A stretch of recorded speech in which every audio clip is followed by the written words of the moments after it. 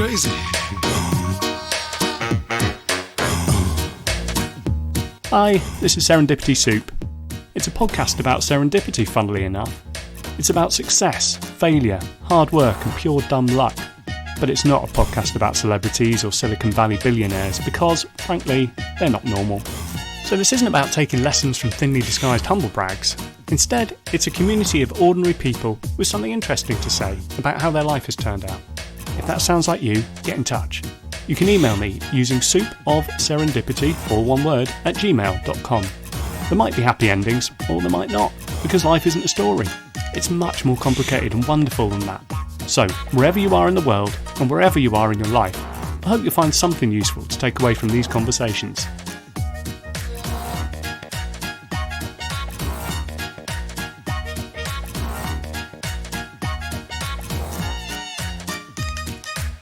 Hello, and welcome to episode 3 of Serendipity Soup, the antidote to celebrity success podcasts. I'm Matt Georges, and as some of you will already know, I've recently decided to take a taste of serendipity myself.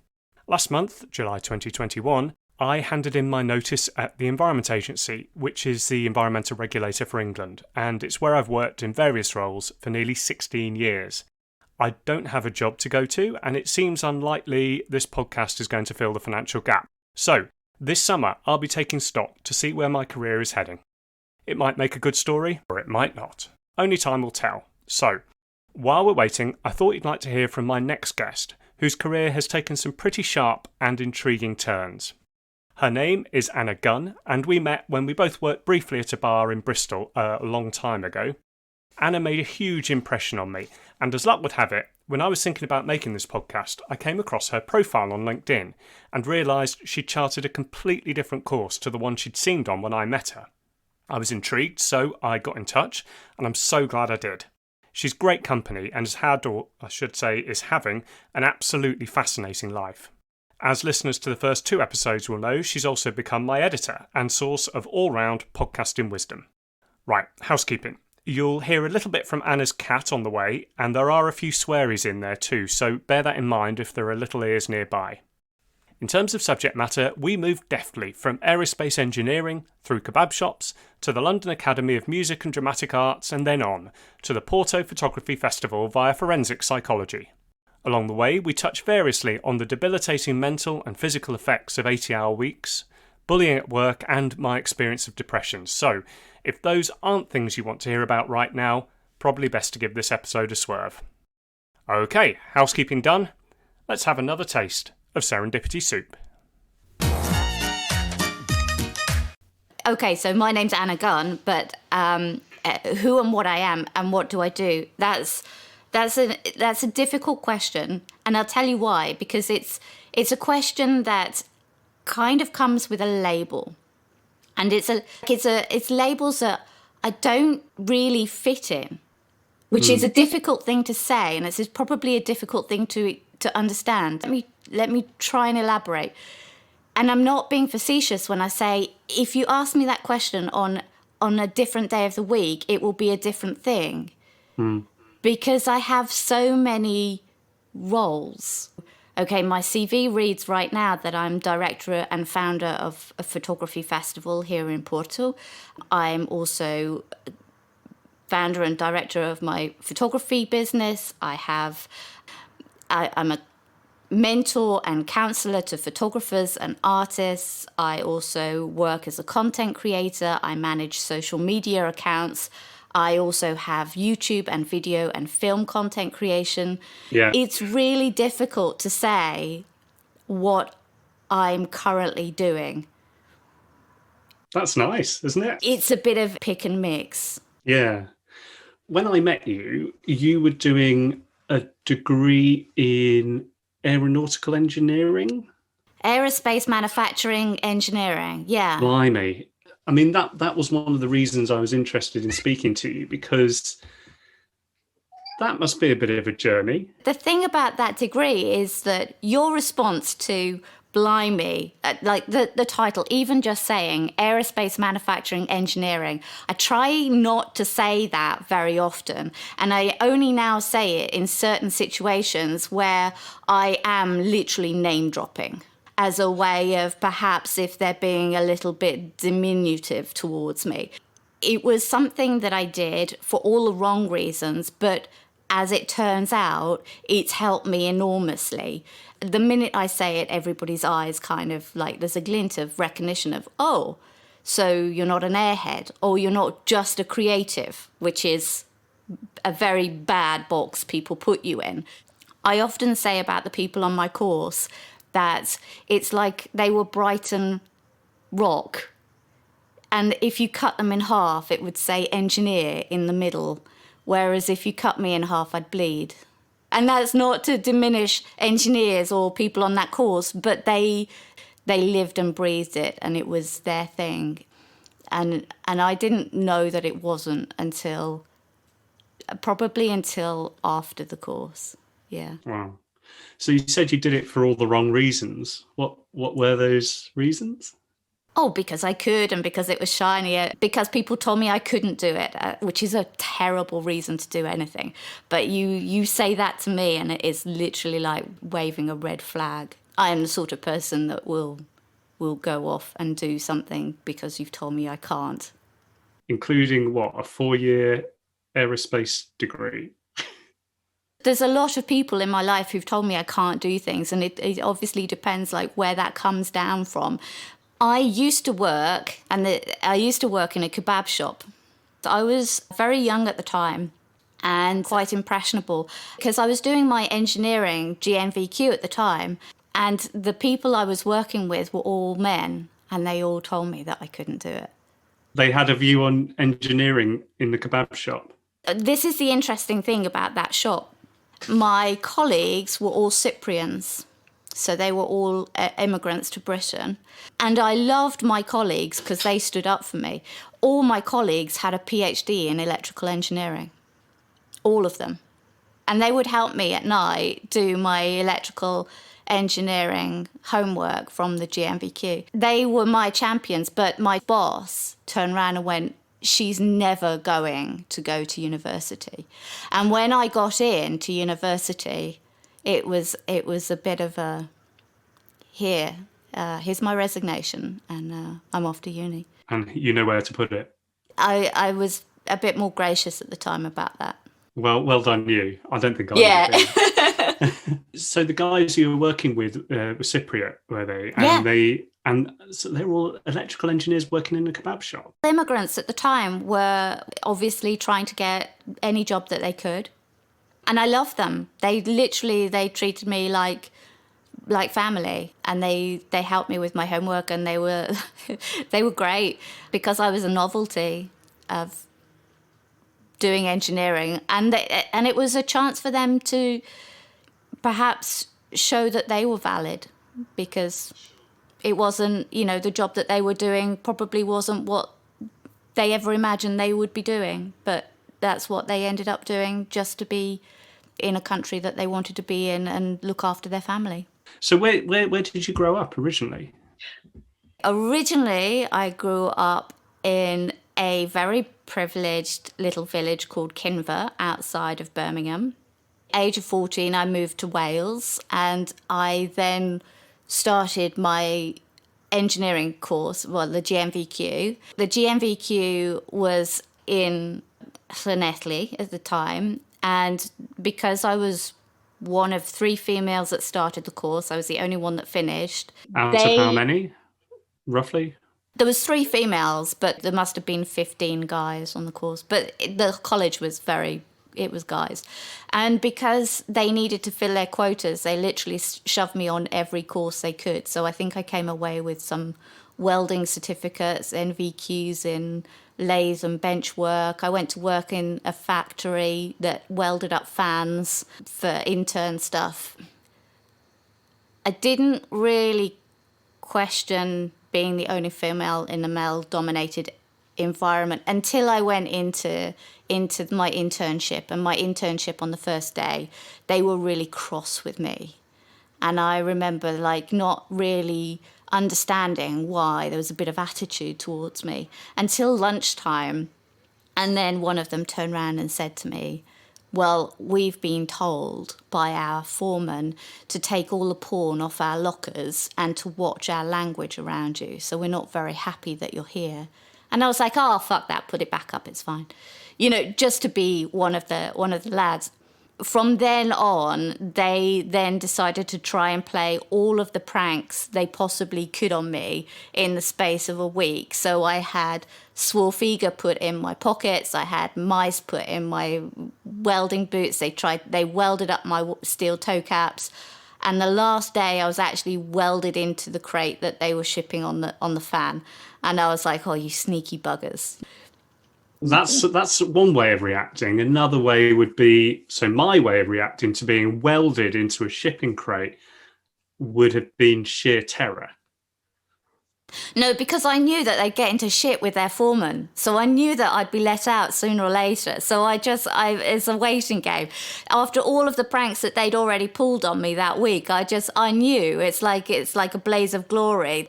Their days are boring on the factory floor. It's just boring after boring. So they were using that week as a way of stocking up their stories for the entire rest of the year and probably beyond. You know, I knew being welded into the crate. When I turned around and realised what they'd done, I was like, okay, how long is it that I'm going to have to wait? And I was trying to calculate, okay, it's 4 p.m. now. Knock-off time is at 5 p.m. By 5 p.m. you're going to have let me out because your foreman is going to go utterly ballistic with you for doing this to me. So you will have had to have done this in a way that he doesn't know. So by 5 p.m. I knew that I'd be out. That's a very calm reaction. And were you let out? I mean, yeah. Oh, yeah. You're here now, so like, yeah, presumably. Course, yeah. Fucking hell. You know the environment that you're in at that point in time. You know that, you know, they're just going to prank you. And do you think they would have done the same to a male intern? Oh, hell yes. Probably not with the same rigorousness that they did to me. The mice thing, they wouldn't have done that to a bloke. Right, they thought that I'd be squeamish at that. So that was something that they did extra for me. But no, the rigorousness of it, no. They would have done lots of mini things over a longer space of time to a bloke. It's a rite of passage. And for them to do it to me, they were trying to show me that I was no different to them and that they were trying to treat me the same. If they didn't treat you in that way, it just meant that you weren't liked. So when was this? This was when you were aged, 16? Yeah, GMVQs are replacement for A-levels, supposedly, so 16 to 18, yeah. That's pretty hardcore. I still think, I know what you're saying about the kind of the bounce, but it's still quite hardcore. I still think. Maybe I'm a bit of a softie. Looking back on it now, people nowadays in context will classify that as hazing, which is now frowned upon. And I'm not saying that these are things to be encouraged, but to put it in context, in the 90s, this was something that was just done. And also, I needed validation. I needed the piece of paper and I needed to work with these guys and I needed everything to be all right. So there is a role that you put yourself in and you work through. And you know that you're not going to be physically harmed because they have somebody to answer to. So there is a line that's already there for you and you know that you're going to be protected. Up until that point, it's, your fair game, as it were. So long as you can take it as a laugh, and it was, you'll be all right with it. So you went from there, you got your GMPQ, and then you did a degree. That was where I met you. I think we were working in a bar in central Bristol. Yes. Which was an interesting place to work with some interesting people in it. Would you agree?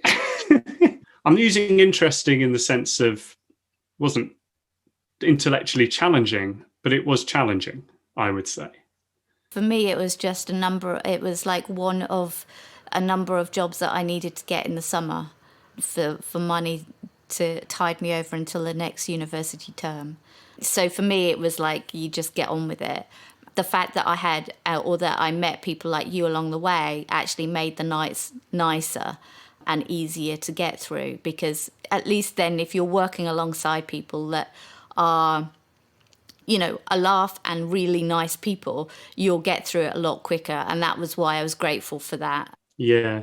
No, you're right. They were a really nice group of people, and it's still really good fun to work with and really supportive as well. We worked as a team, I remember that. And you kind of had to when you've got like 3 or 4 deep at the bar and people shouting and waving money in your face. You've got to be able to rely on the people around you to help you out and to do everything you need to do. So yeah, I hadn't really thought of it that way. That's a very positive way of looking at it. I've had other pub jobs that haven't had that camaraderie. So it's about who the people around you at that time were. Yeah, definitely. So this was in Bristol. You were at the University of West of England. You're doing your degree and then you finished it. That must have been really difficult, really hard work, I'm guessing. A lot of maths, a lot of physics, a lot of just hard work. Was it? It was academic. Aerospace, so there is a lot of maths, there's a lot of physics, there's a lot of things in it, so it's academically challenging. I'm not completely sure that it was the hardest thing I've ever done. That's fine. I don't know what you seem almost embarrassed to say that, but it's an accolade. I'm one that I don't really use, so I'm kind of very wary about bringing it out the drawer a little bit. But yeah, it's maths, physics, as you would expect. It's an academic subject that is the same as probably any other degree that you need to work hard at and get and work through. That's what degrees are there for. It's academia. Yeah. And so after that, it sounds as though at some point there was a very sharp change in direction. Have I understood this right? That you didn't go into the aerospace industry. You decided to head for the London Academy of Music and Dramatic Arts. Yeah, which is a bit of a left turn in things. I mean, what happened there?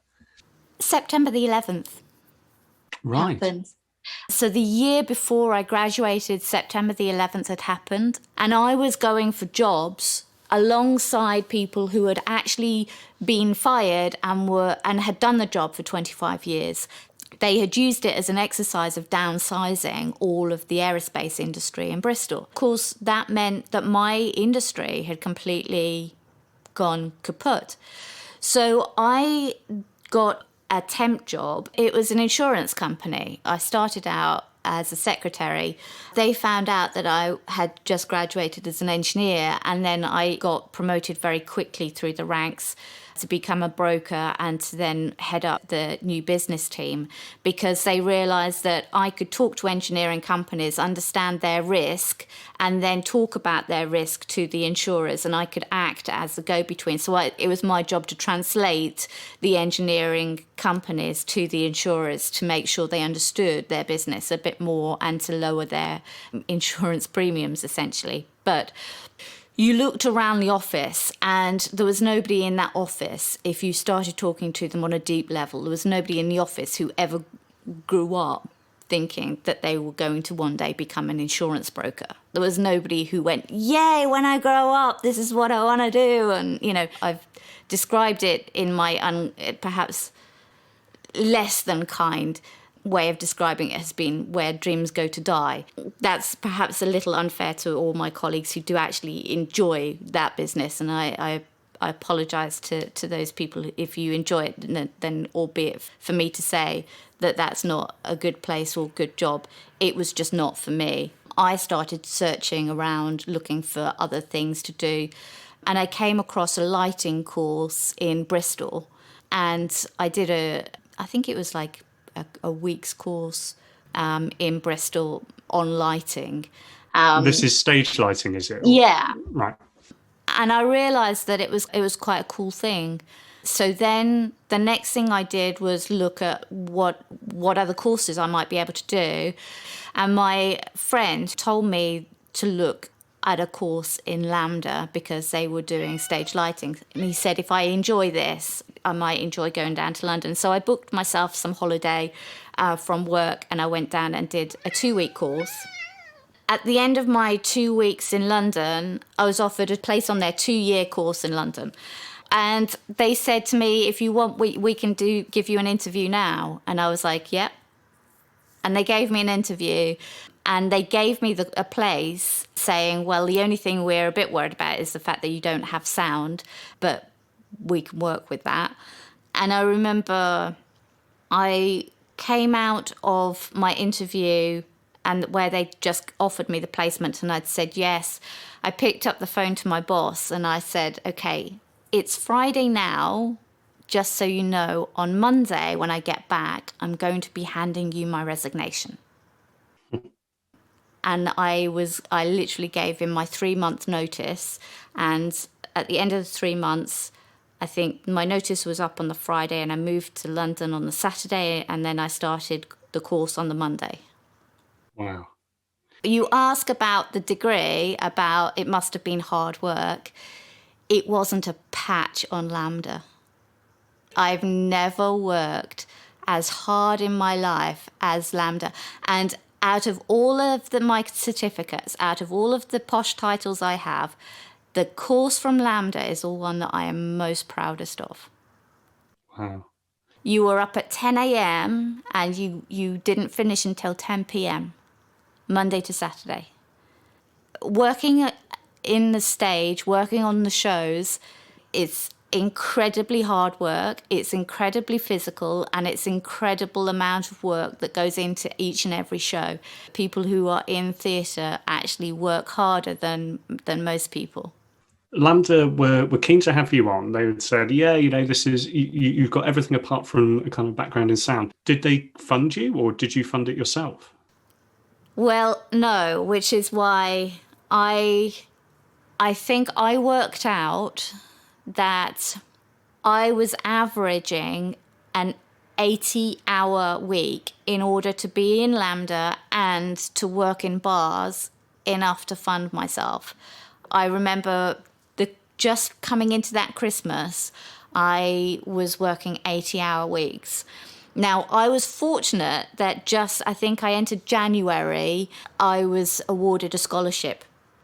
Now, I remember getting that scholarship and being in utter floods of tears because of what it meant to me, about literally how much I'd literally gone through to get there. Because 80-hour weeks, to put that into perspective, because I don't recommend it to anybody, it's not something I ever think anybody should ever go through. 80-hour weeks looks like you can't take on enough food in order to sustain the physical amount of hours you're awake. So my weight loss dramatically happened in 3 months. I went from being a healthy 8 stone to 6 stone.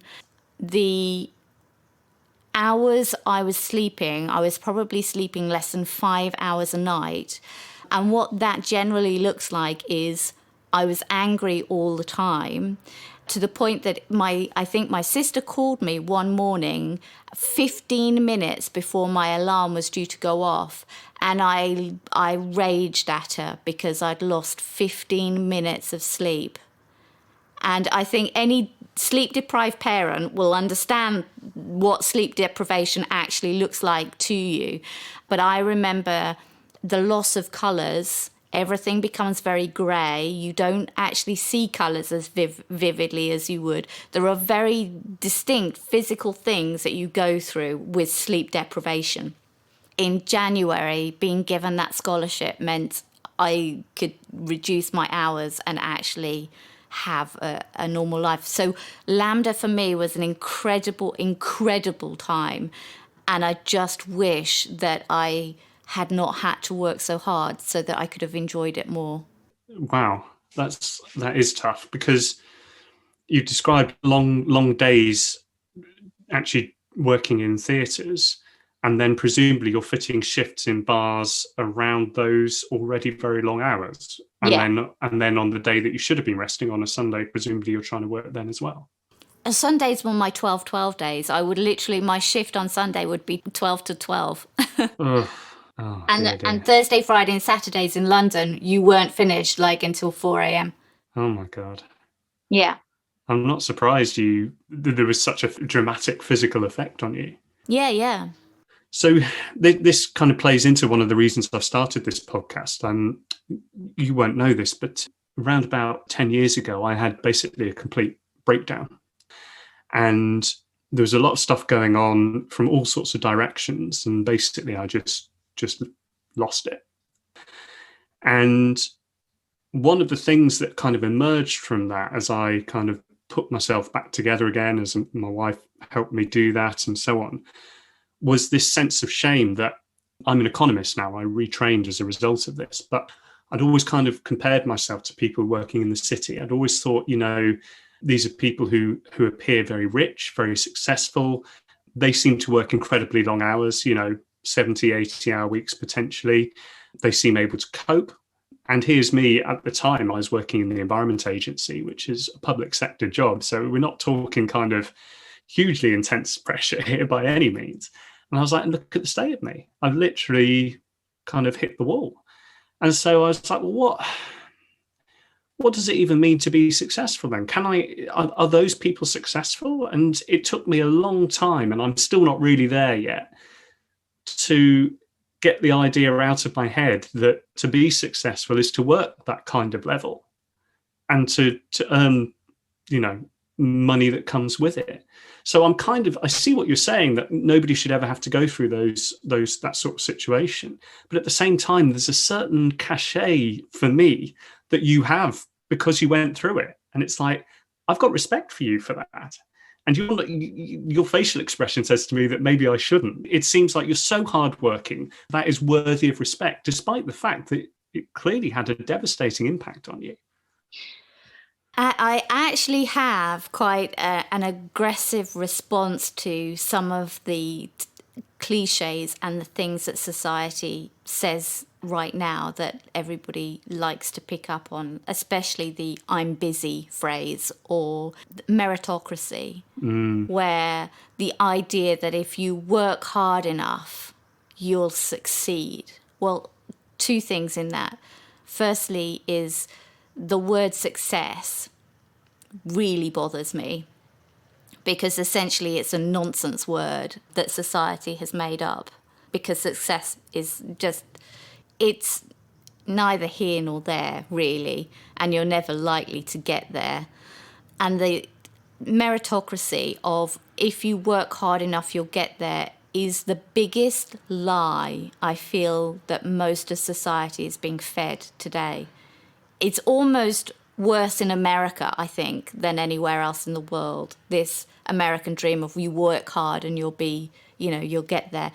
It's just horrific that people are still spouting this, and people are having to believe it because it's part of society's makeup.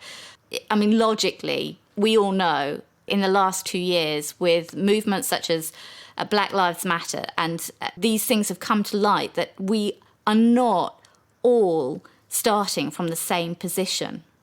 So firstly, it doesn't matter how hard some people work, their starting place is far behind other people with massive privilege. There's no way that you can catch up with privilege. It's just not possible. So firstly, working hard and you'll get there is utter crap. I acknowledge that, but I was able to put myself in a position to go to university. Many others are not able to do that. So I was privileged, and I was also not hindered by my colour or where I was in the world. None of those things hindered me. I was in a privileged country that allowed me to go to university. I was in a privileged country that allowed me to get a job that then put me through the next course that I wanted to do. Now, I am privileged because of that. I did not start in the same starting place as many others. So working hard has paid off for me. But other people who work just as hard, if not harder than me, and work 80 hours plus their entire life have not been so privileged. They're not working from the same starting point. So that's point number one, which is why I rally very hard against this meritocracy. The other thing is where are you born in the world? Like, let's put this into context. If you are born in a country that does not have universities, that does not have state-funded education, you're not in the same place. And working hard for you will mean very different things. Working hard for you will possibly mean walking for 17 hours a day just to get water, let alone education or actually have a life that we lead. So that's, privilege looks incredibly different to people across the globe. And so luck plays an awfully big part. And I dare anybody who is any level of success, and I say that with air quotes, and I hate air quotes, but you know what I mean. It's like this imaginary unicorn vision of success, of somebody who is revered for what? For being lucky, for being privileged enough to be allowed the position that they hold today.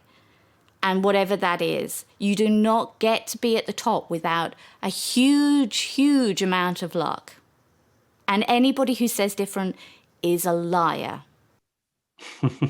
I've heard lots of people say different. I will happily call anybody out on that. It doesn't matter who you are. If you are at the top of a company, if you are at the top of whatever, whatever your privilege looks like, if you can honestly tell me that you got there by anything other than a huge dose of luck, you are lying either to yourself or to other people. This idea that we love the idea of an underdog, and we love the idea that, you can just work hard and get there. And it's told in every movie, in every film, in every book, and people lap it up because they love it, because they see themselves as that underdog. But it's just a lie. It's not the complete package. It's like one of many, many, many ingredients that go into it. And I rally up so hard against it because I feel like it's the biggest lie. I guess my counter argument would be, you had a reasonably hard time of it to begin with. You worked hard, and now you're very successful. No? That word success, that's really funny. You seem successful to me. You're running. Okay, let me define success for you. You're running your own business. You've moved to another country, so I assume you've learned a whole new language and made a whole new set of friends and colleagues. I'm looking at your CV. So you set up the WoMansion exhibition. You have set up the Porto Photography Festival. You've done open university courses on systems thinking, on decision making, on the future of education, on understanding autism, on forensic psychology. That is success to me. That I'm amazed by what you've achieved. And that's why one of the reasons I'm interviewing you. Everybody will define success very differently in their own words. Success to me is something I will never achieve, because success to me is achieving your goals. But somebody like me is somebody that almost approaches a goal that I've set. And before I've reached that goal, I will be moving the goalpost to somewhere else. I will never achieve it because I'm always going to reset that goal. Does that make you happy? Resetting, never achieving your goal? The thing is that people assume that when you're only happy when you achieve your goal. But people forget that there's a whole journey along the way that's called life, that's to be lived and enjoyed. I achieve a goal, but my goal is then moved on and I go after that goal. But the path along the way is the thing that I enjoy. It's called life. And that's where I get to meet different people. I get to meet people that are not just in one industry sector, but in a lot. I am thirsty and curious, so I go after a great many different things. I am curious about life, how it works, how it operates in all different areas. And so my curiosity often is like a tree root. It goes in all different directions looking for things that it finds interesting. That's an interesting idea. Yeah. So when you're looking at, for example, forensic psychology and systems thinking, it's because you just thought that sounds interesting. Forensic psychology is massively interesting because it's how people think, but it's also how people view the world and look at the world. Obviously, I'm somebody who works very visually. I photograph things. I also talk about photos. I talk about art a lot. I talk about visual medium.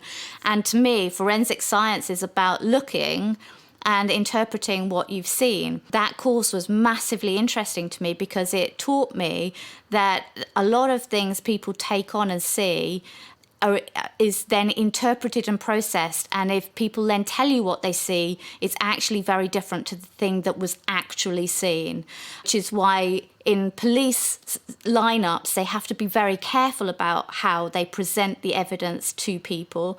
After an incident or an accident, you're actually taken away from the scene and asked not to talk to other people because you can contaminate your own memory or your own perception of the scene, which is for me fascinating when it comes to visual arts. Is you're actually not just looking at an image, but you are putting your own interpretation onto that image, which is why I was fascinated by it, because it translates directly into something else for me. So for me, all of these information, this is a little bit about how my brain works. My brain doesn't work in, okay, so I'm in photography, so I'm going to study everything about photography. My 10,000 hours is going to be purely in photography. Well, you're never going to come up with anything original if that's the case. It's not. You're just going to regurgitate what other people have done. My way of looking at the world is give me everything you've got, because I want to see how everything ties in. You don't work in a vacuum. You don't work in isolation. 2020, for instance, isn't just COVID. It's a whole lot of things. How we got there as a society, what lessons did we miss from history with the Spanish flu? How did that go down? Why did we not understand it the first time? How did we miss it? How are we like there's not 2020 just there as a year. Everything around it has kind of entwined with it, which is why I look so broadly at so many different things. I need to know how so many different things work and operate to understand myself and my world and my vision better. Because if I'm going to produce content or work, I want it to be an original idea. I want to have something to say. If I don't have anything to say, it's because I haven't taken on enough content. I haven't got a library of information to pull from. We couldn't be having this conversation because I wouldn't have anything to say. I wouldn't have an opinion on anything, and because I hadn't actually thought about these things before. But when you've looked sideways at everything that's out there, you kind of then go, okay, so what sort of things are impacting me as on my life, and what do I want to do with it? I'm just thinking about the photography side of things, and the moving kind of back into the arc of your career. You were at LAMDA, and then you presumably did some actual work in the theatre industry, I'm guessing. Yeah, I was on tour for a little while. I went on tour with a couple of shows. The London Academy of Music and Dramatic Arts is one of the top in London. You go in there, and as a technician, you come out and you've got work because everybody understands what the training that you've received. And so I was immediately working within the West End. I went out on tour. I'd already met my now husband, and I thought that I could move to Portugal, but then travel back into London and work, because it's a 2-hour flight from Porto straight into London. But that's not the way things work. The minute people found out I was out the country, that was, to them, you're in another world. You don't exist anymore. First couple of years here in Porto, in Portugal, was incredibly difficult. Learning a new language, learning a new culture. I had no idea what that would mean. I had no idea what culture actually meant. I thought it meant different art, different theatre, different language. It doesn't. It means an entirely different way of thinking, which I hadn't appreciated, I didn't understand.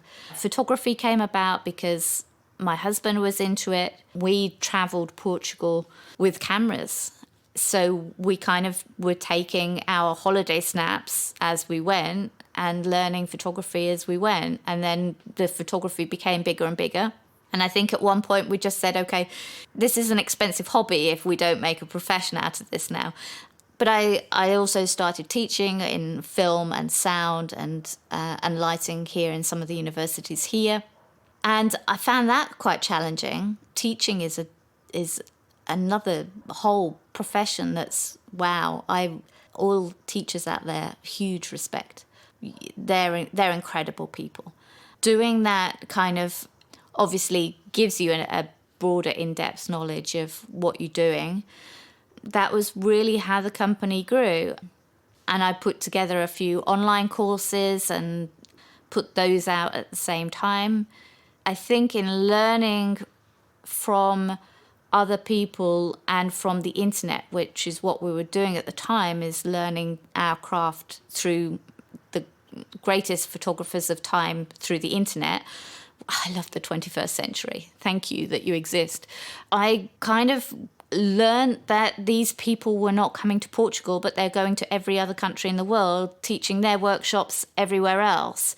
And so it became quite a mission for me to then get these photographers here to Porto and to start teaching here. So the festival was born in that way, of pretty much selfish necessity of needing these people here to meet. And the great thing about that is, over the years that I've done it, I have met some of my idols, and it's been amazing to get to know and to be friends with them, and to learn from the best in the world. Again, is privilege. It's a huge privilege. Of course it is, but it's one that you worked for. There's still this kind of interplay, isn't there, between the privilege of, say, living in Portugal in a Western country in the 21st century, but then it's you that went and did this and got those people there. So there is that interplay. There is, but I would also say it's interplayed with a lot of luck. Lucky and privilege. I have resources. I have the internet. I literally, the first photographer I contacted was a National Geographic photographer, and I contacted him via Snapchat because I have a mobile phone. So that's privilege, because I have a phone and I knew how to use Snapchat. So again, it's, yes, work hard, but there's a good dose of privilege alongside it. I knew how to use the technology that's around. And fortunately for me, when I asked, that person was available and free and was able to say yes to me. So again, luck. Mm.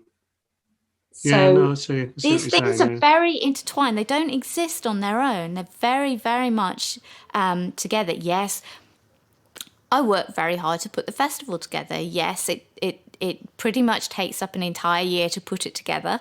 And it lasts for so little amount of the year, considering how much you actually work hard for it. Like, I have learned not just event management or business or leadership or how to manage teams. I've learned a lot about my own personal journey. I've learned how people interact. I've learned how people think a little bit more. I've also seen some amazing artwork. I've got to know amazing photographers, and I've been part of their journey. I think it was a couple of years ago, I did a talk for a university here, and their sociology students, on the sociology impact of the festival. And that made me completely evaluate the success of the festival in a completely different way. And I described it to the students as the festival is a little bit like I'm throwing a pebble in a still pond. So yes, it's my work that has put the pebble out there. And then these ripples go out, but it's only when the ripples then reach the shore that they start coming back to you, and you find out the impact of that stone in the first place.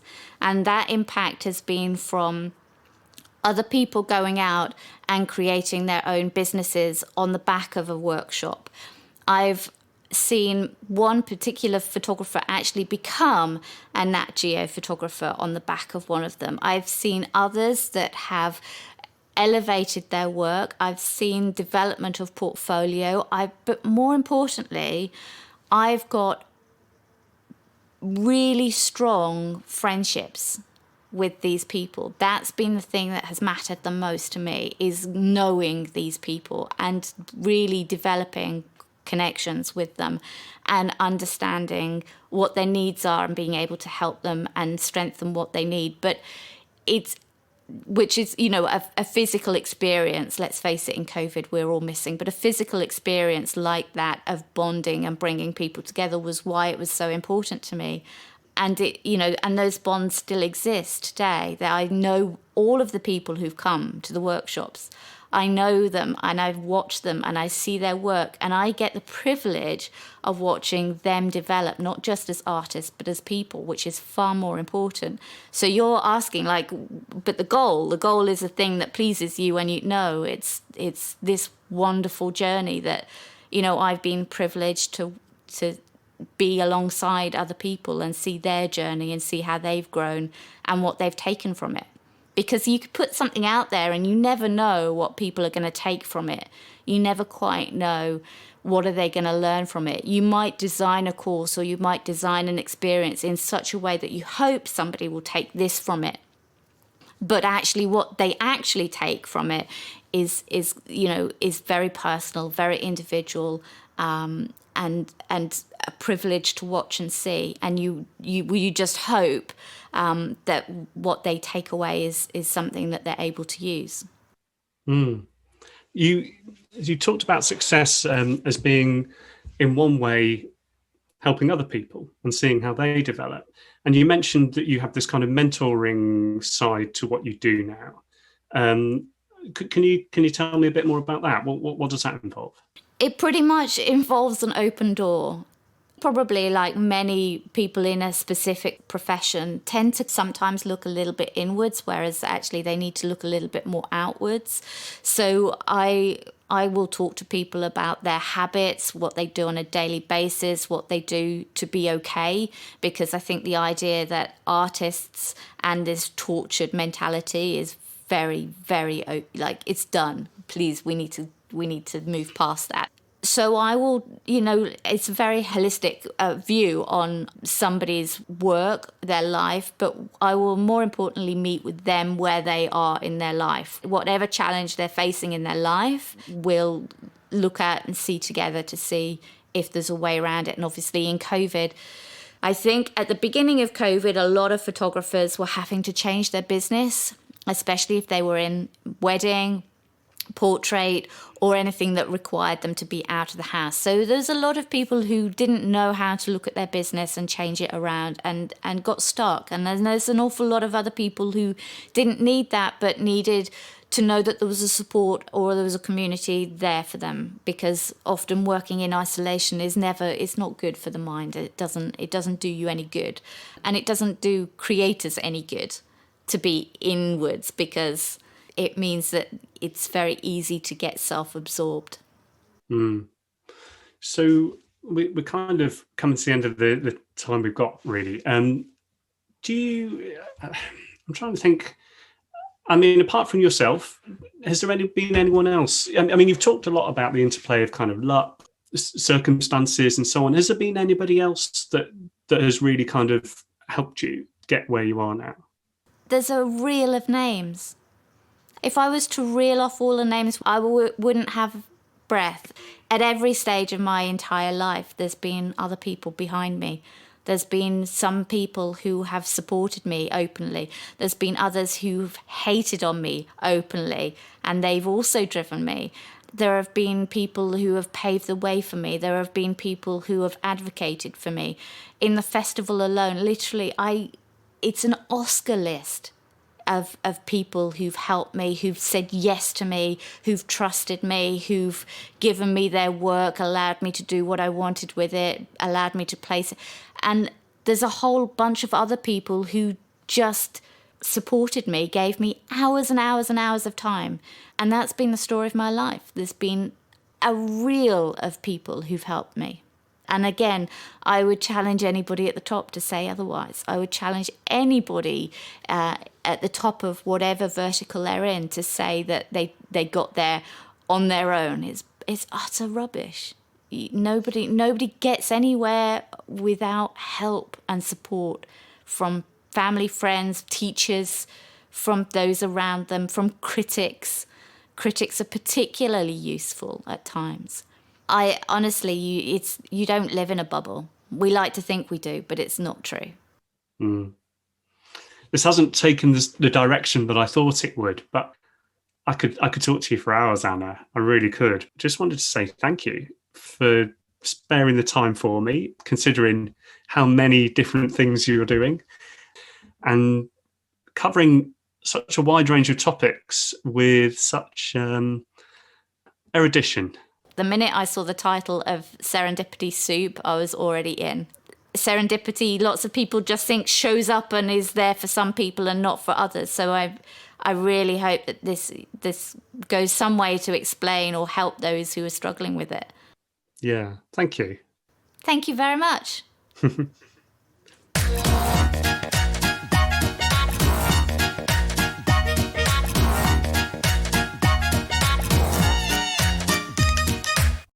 Well, there you have it. Huge thanks to Anna for taking the time to talk to me and for all her advice and support to help me get this podcast off the ground. She is such a legend. Thanks also to Julian Holmes for his superb cover artwork, to Acast for hosting, and of course to you for listening. Remember, if you think you could add some flavour to Serendipity Soup, then email me at soupofserendipity, all one word, @gmail.com. See you soon for another serving.